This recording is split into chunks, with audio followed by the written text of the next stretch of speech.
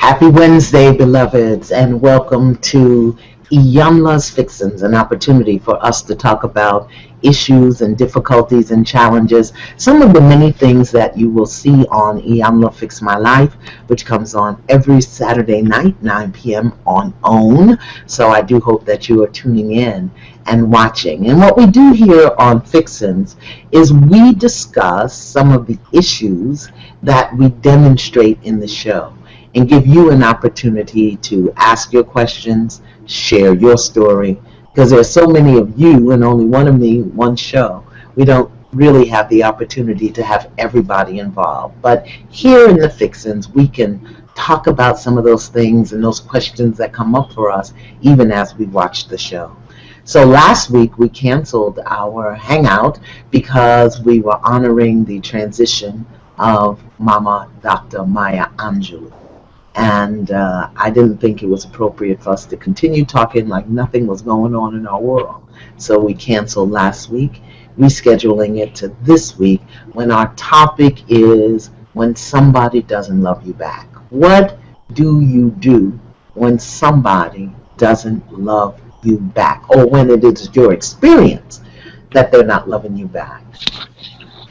I know that we've all been there at one time or another, just like me, been in many situations where I thought I was just going to lose my breath in the midst of loving somebody, and they didn't love me back the way I loved them. And then there are those family situations where we may have the experience of our parents not loving us, or a sibling not loving us, or even our children not loving you. What do you do when somebody doesn't love you back? That's our topic this evening. That's what we're going to be talking about. We've got two guests who are going to be joining us so that we can hear a real personal, upfront, live story and work through that. And I invite you to send your questions. I'll read as many of them as I can. There should be a box right there in the video screen where you can click on Q&A to ask your questions. And I do hope that you can hear me out there. I know we've gotten some messages sometimes that you can't hear me. So I'm talking loud. I'm not going to use my sexy voice today. I'm going to use my speaking voice so that you can hear me. What do you do when somebody doesn't love you back? There are three things that I want to offer you that I want you to consider. Number one, people do what they do, the way they do it, based on who they are and the information they have at the time. I'll say that again. People do what they do, whatever it is, the way they do it, based on who they are and the information they have at the time. Let me talk about myself for a moment and see if you can understand where I'm coming from. When my father made his transition, I was 30 years old. And in all of those 30 years of my life, I never once heard my father say, "I love you." My father never once in my 30 years kissed me. Not on the cheek, on the forehead, the hand, the foot, nothing. And my father never once hugged me or held my hand. So I went through 30 years of my life believing that my father didn't love me. And therefore, I sought love everywhere else, all over the place. I don't want to go into that story. But then after my father passed, and I had an adult relationship with my grandmother, who was a half Native American, half African American. Started working, doing domestic work when she was 13 years old, fresh off the farm, fresh off the reservation to the farm where her father was a sharecropper, and then fresh off the farm into domestic work in the north. Cleaning bathrooms, cooking food at the age of 13. When I had an adult relationship with my grandmother, I came to the awareness that my father simply didn't know how to love because his mother never taught him how. My grandmother was not an emotional person. She displayed anger and sadness. That was it. That was the full capacity of her emotional library. So like my father, my grandmother never told me she loved me, never kissed me, never hugged me, only held my hand when we were crossing the streets.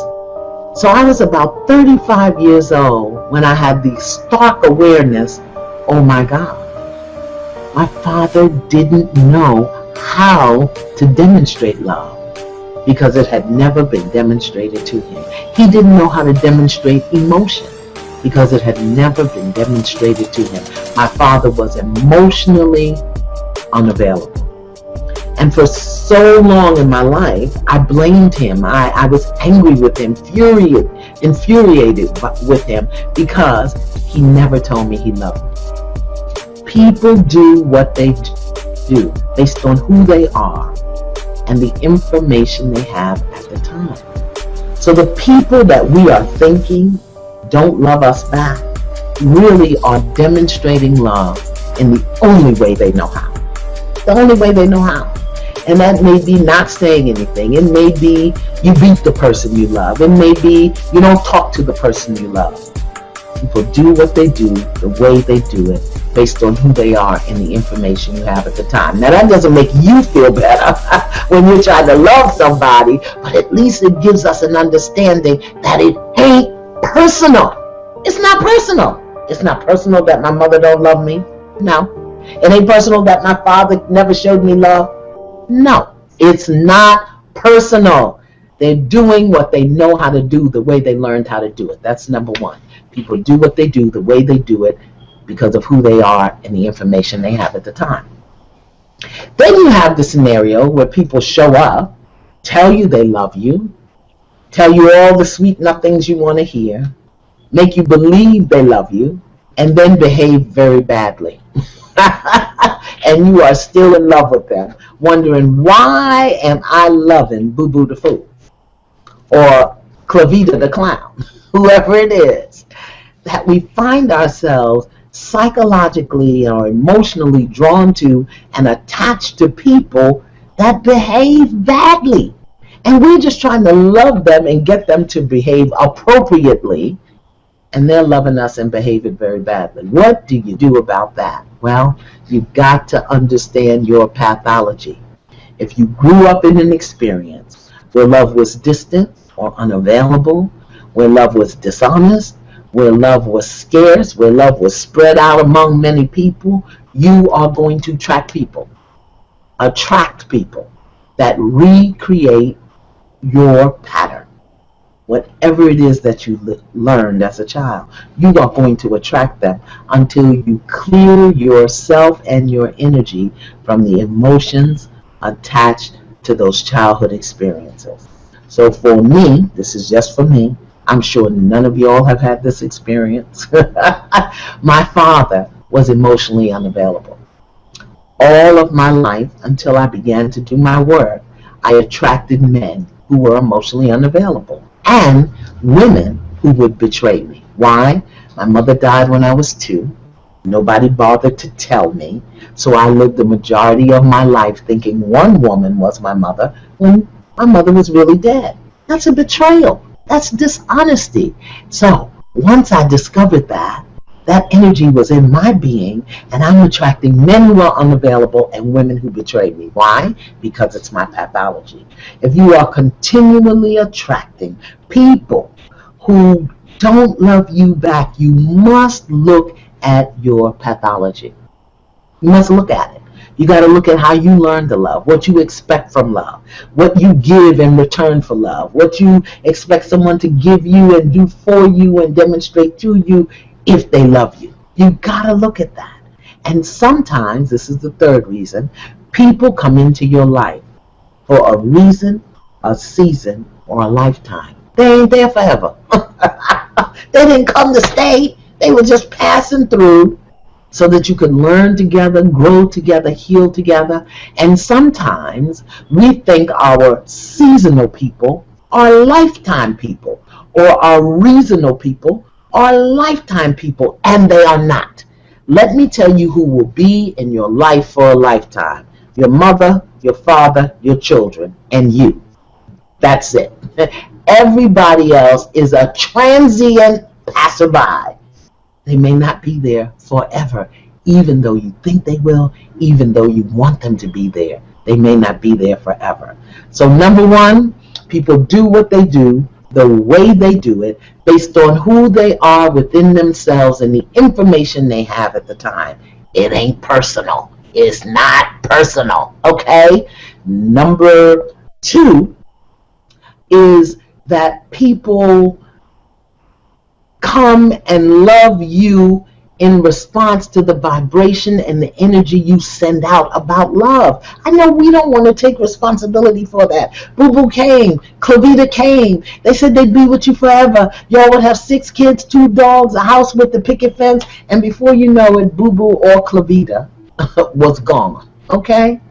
But you've got to look at your pattern, your pathology, and the kind of people you're attracting and the lesson you can learn. And finally, people come into your life for a reason, a season, a lifetime. Everybody doesn't come to stay. Now, what happens when there's a love breakdown? I call it a love breakdown between you and your lifetime people. Your mother, your father, your children, even your siblings. Let's put siblings in the lifetime, because your brother is going to be your brother forever, and so is your sister. How do you handle that? How do you handle loving them and they don't love you back? I'm going to tell you the story about me and my brother, but first, I'm going to take some questions. How about that? Let me see if I can see these questions over here. This one says, greetings, Miss Iyanla. This is Quincy Allen. Hi, Quincy Allen. You blessed me. Here's the question. My spouse is a repeat cheater, doesn't take care of me, and on and on and on. We are not together. Neither of us are heading to divorce court. Why not? Neither one of y'all are heading to why not? Okay. I am the one loving Boo Boo the fool. What is my work? Wow. So, you have suffering, it sounds to me. It sounds to me like you have suffering, dishonesty, and dishonor wired up with love. I don't know where you saw it or where you learned it. Maybe you made it up, that when you love somebody or when somebody says they love you, you have to put up with all sorts of inappropriate behavior. But your work is to get love and suffering and sorrow and dishonor and disrespect and disappointment disconnected. You've got to get those things disconnected, all of us. And sometimes we get it wired up based on what we see, what we heard, what we were told. Remember, people do what they do the way they do it because of who they are and the information you have. Somewhere you may have gotten the information that love requires sorrow and suffering, and you stay with people who dishonor and disrespect you. Get a new idea. Ford got a new one. You need to get one. There are many of us like that out there. We had to get a new idea about love. And here's one of the things you may want to work with. You say that you and Mr. Boo Boo are not together. Why are you still married to him? Why are you still holding on to that energy? Holding on, hope against hope that somehow it's going to change. Here's a possibility. Divorce Boo Boo. Get your life and your heart and your soul together. And if he wants you, he can come back. And if you want him, you'll take him back. If not, he's out. Let me see another question here. We are going to, here it is. Let me see. Is this right? I can't see this right. Okay, I don't have my visual assistant. This is Zenowit Burhani. Zenowit Burhani. Hi, Zenowit. This says, what if the person does love you, but not as much as he loves someone else? Okay, let me finish reading the question. As in, he cares about you, but he chooses to be with someone else over you. It is really possible to love, or rather be in love, with 2 people at the same time. How to cope? Okay, wait a minute. People can love you and not want to be in a relationship with you. That can happen. And it seems to me that this person has made their choice. The intimate, connected, loving relationship they want to have is not with you. Now, if you want to accept the scraps that are left on the table, that's up to you. But you don't have to stop loving him or her just because they're not with you. That's a mistake that we make. We think that I love you, and if you don't love me the way I love you, I got to stop loving you. No, you don't. I get to love you and give you the opportunity to move on and find your good elsewhere. Go quickly and find your good elsewhere. But I don't have to stop loving you. Don't think that because someone is not giving you what you're giving them, that you have to stop loving them. You don't. Now, in this situation, he chooses to be with someone else. You said the magic word, choose. What do you choose? Why would you cope with less when you can choose more? Why would you cope with less when you can choose more? It's up to you. Now, me personally, I'm not a Lunchable. I am a full course meal. So if you don't want to be in for the whole meal, from the appetizer to the dessert, toodles, you're good elsewhere. Go there and get it. All righty, let's do one more, and then we're going to have our first guest on for tonight. And this is from somebody, Carmelita. Is this Carmelita? No, oh Lord. See, this is why I stopped signing books, because I could not spell all these names. Miss Harris, Cean, that's Cianatia. And I'm very sensitive to difficult names because mine is Iyanla. I've been called everything. Yolanda, Yosemite, Iniyama, okay, Alaka. So I'm sensitive. Please forgive me, Cianata. Forgive me. All right. Hello, Miss Vanzant. Hello. I have been with my boyfriend for 3 years, and he hasn't said he loves me yet. We have a 1-year-old. What am I going to say to you right now? That you got a 1-year-old with a man you've been with 3 years, and he hasn't said he loves you? Do you need him to say that? Why didn't you get that handled before you had a child? Hello. We have a 1-year-old daughter. I love him, but don't know. Okay, let me just say this. I'm not computer savvy. Don't be abbreviating stuff. Because I started to say IDK. IDK if he don't love me. I will be saying bad words. Don't say that. I'm not computer savvy. I am computer handicapped. All right? But I don't know if he loves me. He used to cheat before our daughter. I want to know if he truly loves me, or should I move on? Baby, why don't you ask him? Why don't you ask him, does he love you? And then ask him, why doesn't he tell you that he loves you? And then let him know that you need to hear it. Because when someone really loves you, they are going to do everything in their power to make you happy. And if it will make you happy to hear this man say, I love you, then you need to ask for what you need and what you want. Now, again, you already have a child together. We're going to do a show about that. I got to understand why we're having children unconsciously. But we're not going to talk about that today. We're talking about when somebody doesn't love you back. That's our topic. Okay? So, ask for what you want. Ask him, why hasn't he ever said that he loves you? And tell him you need to hear it. And you need to hear it often. You need it whispered in your ear. You need it wrote on little notes. You need him to say it to you if he needs it. So you want to find out first, does he love you?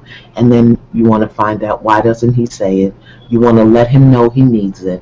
And then based on his response, you get to choose whether you stay with a man who won't give you what you need, who can't say he loves you. You get to choose, beloved. Okay? That doesn't mean he doesn't love you. It just means that you haven't communicated to him something that you need. And we do that in relationships. All right, we're going to go to our first guest of the evening. Her name is Chantel Chester. Chantel, are you there, my beloved? Hello. Oh, you're a young little whippersnapper. How old are you, too? 24. Oh my God, 24 years old. Look at you. You cannot have a problem in life and you are 24 years old. Do you know how old I am? I could tell you about problems. Okay. All right, my beloved. Tell me how I can support you this evening. Okay, well, I needed your help because I want to learn how to love my mother when I know that she doesn't love me back. Because it's always been that way between me and her. She's a recovering drug addict, and my whole childhood she's done drugs. Um, I, I've seen her overdose on drugs maybe like 3 or 4 times, and she's just never been that mother. In my household growing up, we would have fuss. They would fuss and fight. Everything was just negative. There was no good moments that I could remember in my childhood. And there were times that my mom would tell me to go and kill myself. That I was a stupid. It was really bad. And even until this day, I still feel like as I'm an adult and she's a recovering addict, she still doesn't try to make up for lost times when I try to be there for her. And there was a time when she was in the hospital, ill because of her high blood pressure. My family called me and they told me, they were like, "Oh, she's in the hospital," but I didn't feel anything. But with my grandmother, I felt like I would die, and it scared me because why don't I feel that for my mom? And Let I me want ask you a to learn question. how to love her Let me ask you a question. Why don't you feel that for your mom? because I just feel like she's never connected with me there. Yeah. I heard you, let me see if I got it correctly. I heard you say that growing up, your mom was a substance abuser. She was addicted to something, yeah? Cocaine, yes, Cocaine. And that you watched her or saw her, experienced her overdose 2 or 3 times. Is that accurate? yes, And that now that you are an adult, you still don't seem able to connect to her, and that during a recent illness that she had, you didn't feel anything, yes, correct. and you want to know how to love your mom. Yes, I do. I wanted you to know that I heard you, because very often when children grow up and they are children of substance abusers, they're not seen and they're not heard. So I really wanted you to know that I heard you. Thank you. Yeah? Yes. So let me say this to you. You love your mother. You really do. What you don't know how to do is how to trust her with your heart again. Okay. Does that make sense to you? It makes sense. Yes, it does. Because a mother is a child's lifeline. Mother is a child's lifeline. She is, for all intents and purposes, their God on earth. They can love daddy, but mama is the lifeline. She got the food, she got the clothes, she got the money, she got the band-aids, she got the cookies. Oh, this is God. Does that sound familiar? Yes. So, children put all of their trust in the mother first, or the caregiver. And I'm hearing that your mom was your primary caregiver. Is that accurate? Yes. My mother was. And so when that trust, when that reliance, dependence on the mother is broken, the child's heart is broken, shattered into a million pieces. And I do feel like an empty void. Like I Yeah. have a daughter. She's 3 years old, and I want to be able to give myself fully to her because she deserves that. But something's kind of blocking that. Listen, lesson number one, people do what they do the way they do it because of who they are and the information they have at the time. You are a child of a substance abuser who was never fully validated or connected to their mother. You didn't learn how to do it. Does that make sense? Yes, ma'am. Yeah. So you're expecting yourself to do something that you don't know how to do. You didn't see it demonstrated. That's very unkind and unloving. You have to learn how to mother, and the way you'll do that is to begin mothering yourself. I want to get through all of this, so hold on for 1 second. Okay. It's not that your mother didn't love you, beloved. Not that she didn't. She wasn't present in her body. She was out of her right mind. She was a substance abuser. Now, I want you to hear this. Some substance abusers take their children and leave them in the street and forget where they are. Some substance abusers have their children taken away from them and the kids go into foster care or they go to other family members. Some children, some substance abusers sell their children for drug money. Some substance abusers simply walk away. Your mother held on to you. Would that be accurate? Yes. Even in the midst of her dysfunction, she held on to you. She wasn't present in her right mind, but she had enough sense to hold on to you. Your mother loves you. She wasn't present in her body because of the drugs. And as she is recovering, she's learning to come back present in her body. She has to learn and relearn an entire range of emotions and an emotional library. In addition to which, every time she looks at you, my beloved, she sees how she failed. I think She is that's a true. reminder. You are a reminder of the mother she wasn't. So she may appear to be angry with you. She may appear to be upset with you. She may try to shoo you away and get rid of you. But the truth is, she is probably riddled with guilt and shame every time she looks at you. So now how does that help you? First, I want to hear what you just heard me say. Tell me what you've heard me say. That my mother was not present and in her right mind. But she loves me because she did hold on to me and my Yeah. other four siblings. Yes. And you said that she feels bad now every time that she sees me being a mother because I'm a constant reminder of Yes. how she felt. Yes. So And that it's not that you don't love her, it's that you're afraid to trust her with your heart again because of all you experienced in your childhood. Why would you give your heart to this woman who wasn't there for you? Does that make sense? yes, it does. Yeah. So, how do you begin to heal? Okay? Here's the lesson again. People do what they do based on who they are and and the information they have at the time. Some information she got led her to drugs. Something she saw, she demonstrated to you. Maybe like my dad, nobody ever told her they loved her. I don't know. We all have our experience. Number one, even though it's your mother, it ain't personal. Okay. She's in her stuff. She high. She can't even think about you, but she held on to you. Here's what I want you to think of. Some children complaining. My mother feeds me trash. My mother gives me garbage to eat. How could she give me garbage?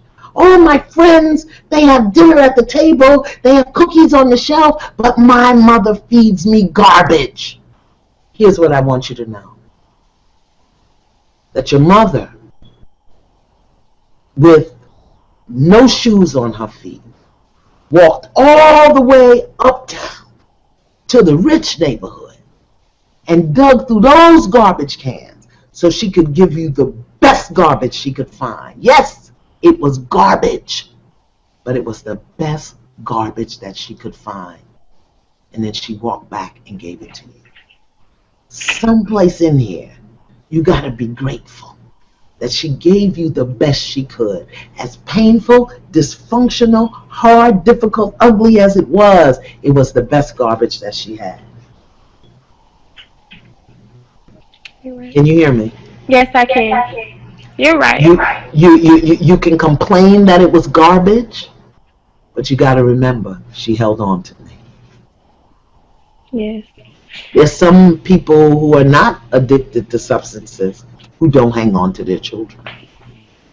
Can you hear me? Yes.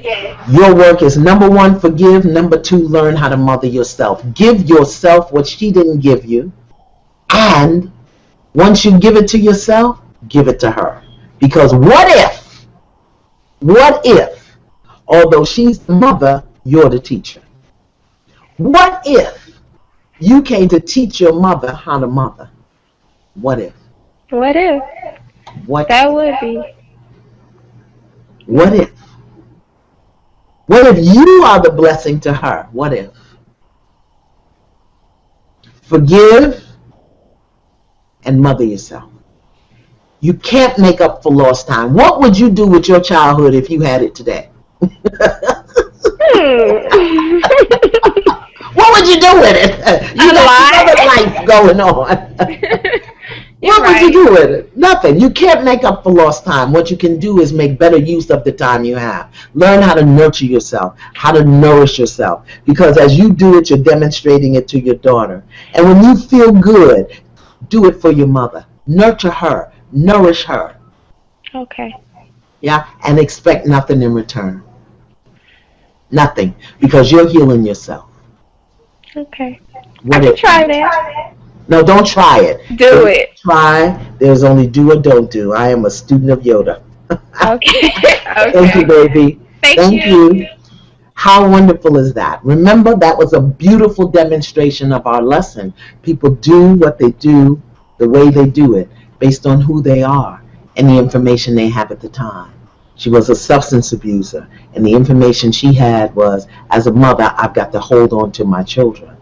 Never thinking of how she was living was causing them damage. She gave them the best garbage she could find. Let's go back to some questions. Yeah, so right here we got a good one, and this is Jen Van Dyke. What is the best approach to someone who tells you their love for you is dead, but then say, but then they say, I love you, and expect you to just act like everything is suddenly back to normal? Well, when they said their love for you was dead, why didn't you leave the cemetery? I don't understand. Are you saying that someone, you can't answer me, so then why am I asking you this question? Beloved, we get to choose. We get to choose. You don't get to tell people how to love you. You get to choose whether or not to participate in the way they love. Hear me now. You don't get to tell people how to love you. People gonna love the way they love based on who they are and the information they have at the time. But you get to choose whether or not you want to participate in the way they love. So if the way they love is not pleasing, fulfilling, satisfying to you, if the way they love doesn't make you want to be a better person, if the way that they love you doesn't nurture you and nourish you and fulfill you, you get to choose. How about that? You get to choose. Let me go on to another question here. How's a lovely one? And this is Joseph Henderson. Yay, a man. Hi, Joseph. So nice to see you. Hello, Iyanla. I have a friend who continues to be in love with a girl who doesn't love him back. And for the last couple of months, I have been there to help him. But I'm tired of seeing him sad about it. What can I tell him to fix this? Nothing. It's his lesson. All you get to do is watch and pray. Watch and pray. Watch and pray. Here's what I often say to people who seem to be stuck in loving someone who's not loving them back. I ask them, if you want so badly to be with the wrong person, imagine how good it'll feel when the right person shows up. If you've got to go through this much to get a little bit of love, imagine when you can get a lot of love with a lot less effort. Ask him that. What is it? Here's what I want you to understand as his friend. This relationship is serving a need that he has, some healing need he has, some growth need that he has. And until he gets the lesson, until he gets it, and until he becomes willing to heal whatever that is within himself, he'll go in and out, in and out. Women do it all the time. I've seen it. I've done it. Woo-hoo. But he'll go in and out, get in and out. So you just have to ask him, what does it serve? How does it serve you to stay in a relationship where you're sad most of the time, happy sometimes? And imagine what it will feel like to be in love, happy in love all the time. That's a possibility, but don't you dare leave your friend, and you can't get tired. Friends don't get tired. They watch, they observe, they listen, they pray. That's what friends do. Here we go. Here's another question. This is from Will Johnson. Is that another man? I'm excited. Men listening to me. Who do? Currently answering. It is difficult being a father and a grandfather to a dysfunctional son and blended grandchildren from multiple baby mamas. So, Mr. Will, we know we can't go back, but you created the multiple baby mamas, right? Okay, just want to get that out there. Who say they love you, but only when they need me to supply some tangible resource and refuse any reasonable advice for change. Oh, Mr. Will, I thank you so much for this question, because so very often we look at men as the providers, heartless, cold providers. Just give me what I want. They call daddy when they need him, and they never think that daddy's got a heart that aches, that daddy got a heart that needs to be fed, that daddy has a life that I can be a part of. But Mr. Will, this is your lesson. This is your lesson. So here is what I want you to do. I want you to go back and ask yourself, how did I create these relationships? How did I create them? Was I an ATM machine for many years so that I could keep running around and doing what I was doing? Was I not there when, for the quiet times, the healing times? How did I create these relationships? What was going on for me? What was I thinking? What was I feeling? Go back and look at that, Mr. Will, and forgive yourself. Forgive yourself. Because one of the things I've discovered is that when men have guilt or shame or embarrassment about their lack of presence, they'll throw money at it. They'll throw money at it. You don't have to keep throwing money at it, Mr. Will. At this point in life, you can declare yourself a non-ATM. I am not an ATM. I want to have a relationship with you. I want you in my life. I want to be in your life. Please forgive me for the way it was in the past. I want to recreate this now. I want to recreate this now. And Mr. Will, it probably isn't helpful for you to call your son dysfunctional. That's probably not helpful. What every son wants to hear his father say is, I'm proud of you. So perhaps if you're not proud of him yet, you might want to say to him, what is it that I can do to support you in becoming the great man that I know you are? How about that? How about instead of giving advice, Mr. Will, you ask questions? Ask questions. So here's your healing. Go back, clean up how you created these relationships with forgiveness. Forgive yourself. Ask for forgiveness, whatever you have to do. And then declare your new position. I'm not an ATM machine. I want to be in your life. I want you to be a part of my life. And that's what I want to create. And if you don't want to do that, oh well. But this giving money, not doing that anymore. You coming to me only when you need something, that doesn't make me feel good. Mr. Will, give these people your heart and let them know you have one. I hope that's helpful. All right, one more question, and then we're going to go to our second guest. How is this? All righty, this is Ebony Murphy. Hi. Hi. I feel like I'm in a very toxic relationship with a guy who claims he loves me. Okay, one Google Hangout I'm going to have for women to tighten up and build their gut. Because we're not victims in this world, but you've got to be able to feel it in your gut. You've got to know when you walk in the room, wait a minute, this is for me, this isn't for me. You've got to be able to know when people have your good at heart and when they don't.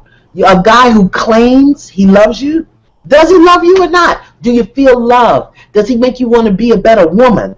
Does he nurture you and nourish you? Does he bring you peace and joy? Do you have a vision with him, for him, of him? Does he know your vision? That's a relationship. Otherwise, you're just hanging out, doing nookie. I broke up with this guy back in January, and he seemed to be okay with it. But a few weeks ago, he asked, when were we getting back together? I don't know what to do. Do you want him? Listen, are you a Lunchable or a meal? Because if you're a Lunchable, don't let him come snacking on your toes. You gotta let him. No. Why do we as women believe that we don't have a right to have boundaries, criteria? You don't have to take him back. There's nothing for you to do. Create the vision of the relationship you want. Maybe somebody's out there for it. Maybe it's not you. How about that? Well, we've got another guest. She didn't show up. Oh, so my guest didn't show up. Tell them now that they can join you.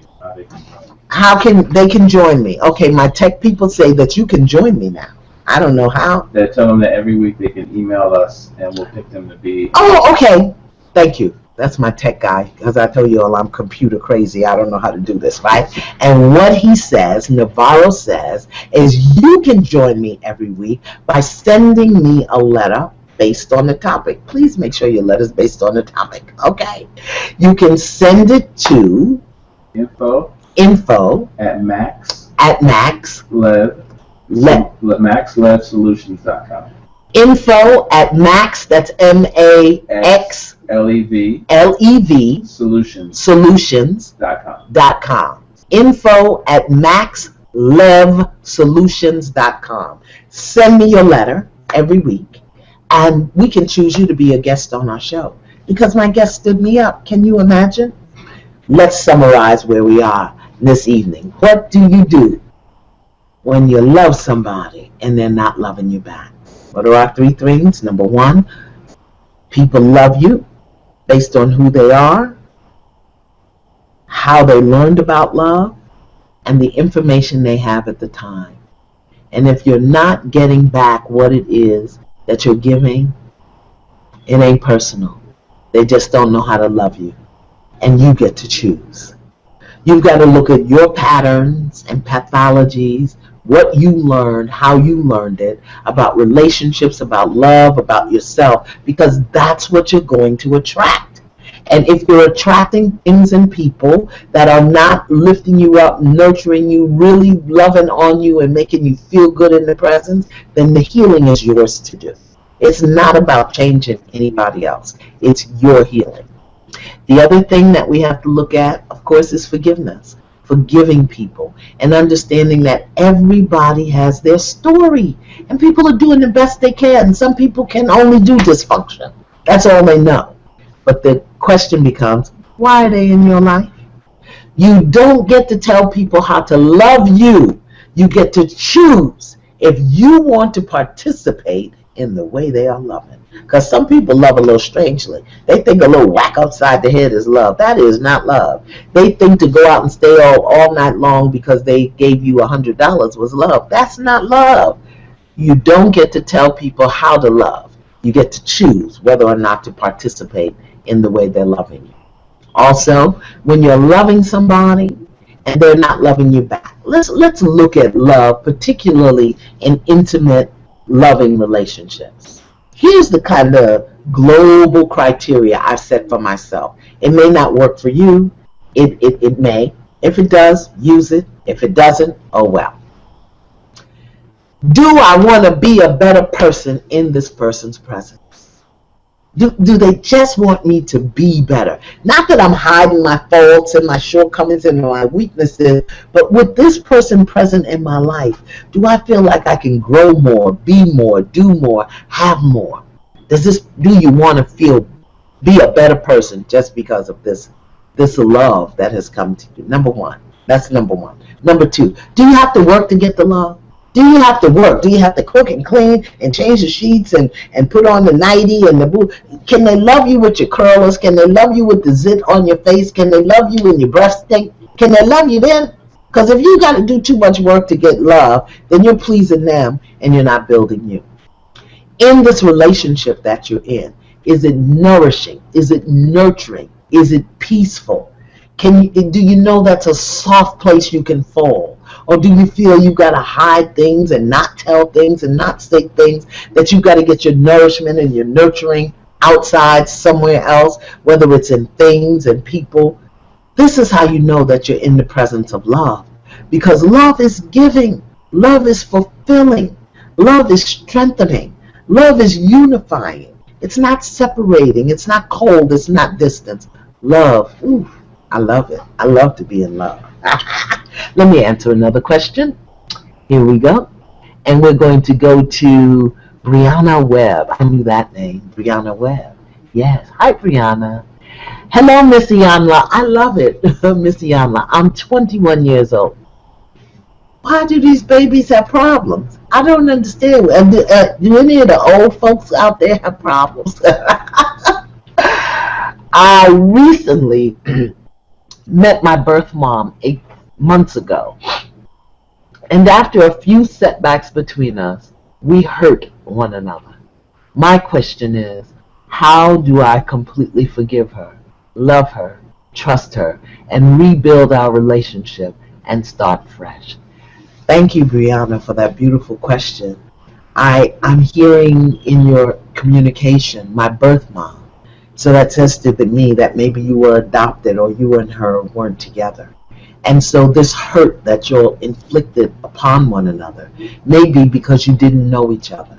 Maybe because you didn't have clear boundaries, clear agreements, clear expectations. Just because she's your birth mother doesn't mean that she knows your heart and she doesn't know your soul. And because you were with her growing up, you don't know her heart and her soul. So here's what I would say. How do you completely forgive her? Forgive yourself. Forgive yourself for not having boundaries, for having expectations, for having judgments. Forgive yourself. And then learn who she is. That's how you learn to trust her. Just because she's your birth mom, do you know her story as a woman? What is her story as a woman? Does she know your story growing up? I think that once you two really learn who you are, that you'll be able to trust each other again and start anew. But start with forgiveness. Start with forgiving you and then forgiving her. If you don't think you have anything to be forgiven for, then forgive yourself for your judgments of her. She should have known better. Why didn't she? What she did was good, bad, right, wrong, blah, blah, blah, blah, blah. Those are judgments. Forgive that. Let me say, too, I hope all of you who can will join me this fall when I do a 6-week e-course on forgiveness. I mean the intricacies, the ins and outs, the power, the energy, the essence of forgiveness. Because anytime you have a relationship breakdown, you need to forgive. So you'll hear more about that, but join me in the fall. Here we have another question. This is, I'm sorry for squinting. I don't have my visual assistants. Selena Benoit. Selena Benoit. I met a wonderful man, but I struggle with whether or not he loves me. It isn't that he doesn't love me. Is it that he doesn't love me? Or is it that I'm expecting him to fulfill a void, bingo, in me that he cannot fill? How do I tell which is going on? Could it be both? First of all, have you asked him, does he love you? And have you communicated what your expectations are? What does love look like for you? I think this is a conversation that everybody out there who has a partner should have. Just ask your partner, what does love look like to you? And what does it feel like? Okay, just ask. Let's just see where we are. Because y'all may be vibing on two completely different things. So ask him, what does love look like? What does it look like for you? What does it feel like for you? And share with him what love looks like for you and what it feels like for you. And then let him know if you're getting that. You asked a very important question that so many people do.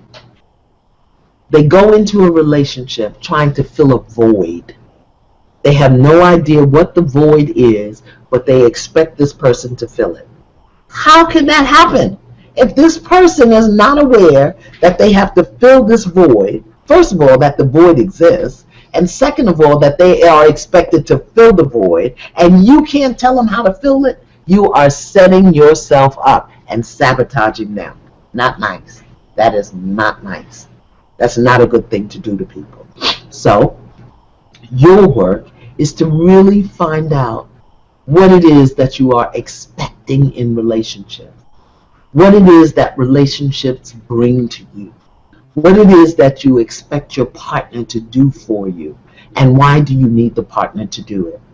One rule of thumb that I have, I don't ask my partner to do anything for me that I can't do for myself. If I can't do it for myself, then I won't expect it of my partner. Because anything he can do, I can do it too. That may not be as much fun, but I can sure do it. Okay? But it is a mistake to expect somebody to do for you what you cannot do for yourself. Love and partnerships are about sharing and integration, not about leaning and holding on. You want your partner to be your partner, not your crutch. So, my beloved Selena, find out what it is that you really want in a relationship and why you need it. And can you give it to yourself? That's how you'll be able to make the distinction. And ask him if he loves you. Just ask him. See what he says. And if he lies, how will you know? Anyway, here's my next question. I've been in love. This is Milou Mel. Milou Mel. Okay. Hi, Milou.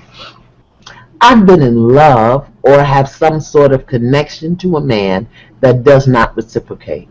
I've known him for years, not sure that I like him, but I can't seem to move on. We were sex buddies, but I cut it off. Need to move on. Help.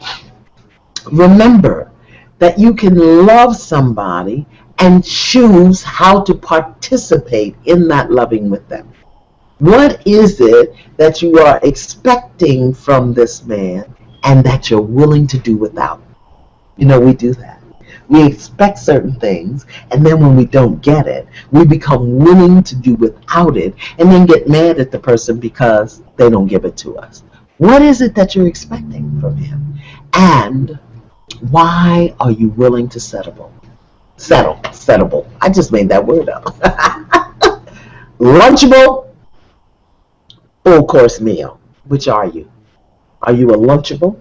Come nibble, nibble, nibble, just get a little fulfillment? Or are you a full course meal looking for and offering total and complete satisfaction?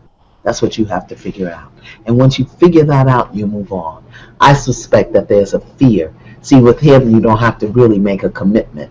And you get to stay in lack, believing that you can't really have what you want. Brilliant, brilliant. That's a brilliant thing you're doing there, Malou.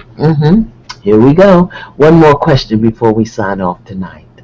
This is Debbie Oxenrider. Debbie Oxenrider. Hi, Debbie. How are you? Thank you for joining me. When do you recommend looking for a man who has the characteristics you recommend, who is ready and willing to love? When do I recommend? When are you ready to have him? See, when are you ready to have him? And when do you believe you can have him? When do you want that kind of relationship? See, my theory is that you are going to attract who and what you need and who and what you are. You know, you're just going to attract it. So I don't think you have to go looking. Where would you look? Is there a place that one goes looking for men? Here's what I say to women who are really looking for men, because it's going to tell you a lot about yourself. Every man you pass in the street, every man you see, every man in the hallway, every man in the elevator, in the supermarket, any man you see, just smile and say hi. Don't expect anything else.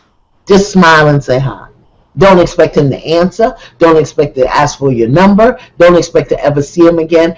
Every man you see, just smile and say hi. What that's going to do is take your man hunger away. You get used to interacting with masculine energy, and all of your stuff that is attached to men, it's going to start to dissipate. Just every man you see, hi, how are you? Just keep walking. Now, don't say that if he has a woman.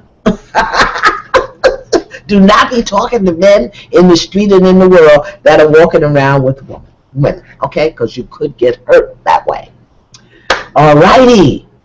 So I want to just review the things that we learned tonight. Hopefully, it's been helpful to you. You got something out of it. Topic: when they don't love you back. Remember that people do what they do the way they do it based on who they are and the information they have at the time. They're just doing what they learned, and maybe what you think is not loving you is really the only way they know how to love you. And it ain't personal. Now here's the good news. You don't get to tell people how to love you or how to love. You get to choose whether or not you want to participate in the way they are loving.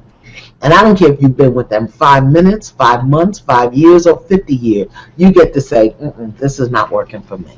This is not. Love you, mean it, toodles. And as my beloved Sir Rodney would say, your good is elsewhere. Go there and get it quickly. Okay, because your good is not here with me. Look at your patterns and pathologies. Look at how you learned about love. Look at what love looked like for you. Look at the relationships that you saw, because that's what made the impression on you. And until you heal that through forgiveness, until you heal that through acknowledgement, until you heal that through just creating a new idea in your mind, you are going to attract what you saw. So you want to clean up your own patterns and pathologies. Remember, people come into your life for a reason, a season, or a lifetime. Everybody doesn't come to stay. So that's why having children and having big weddings, you want to be sure that this is at least a commitment you're willing to make for long term and not just a fly by night. Sometimes reasonable people and seasonal people, they've got to go. They're not going to stay there. All right? Also understand that when we have a very desperate heartbreak, it'll be hard for us to give our heart to another person. So you really want to do your forgiveness work. So I hope tonight was helpful for you. It's been lots of fun for me. I want to encourage you to subscribe to my YouTube channel. That would be YouTube, Iyanla Vanzant. And we're starting a new series tomorrow called Iyanla's Daily Dose. And you'll get a little message from me. Just inspirational messages that you can share, because I really want to support you in doing the work. I want to thank you all for your support and your continual support of Iyanla Fix My Life. But you know, that's 8 weeks, twice a year. We got to do this work all the time. So do invite a friend. Do tell the family members. I really want to get a couple. So I want a couple to come on, and I want to support you in working through whatever challenges you may have. So if you are a couple out there and you want to do some work with me and you're willing to do it publicly, just like Fix My Life, except it's free, you don't have to travel anywhere, then you want to send me an email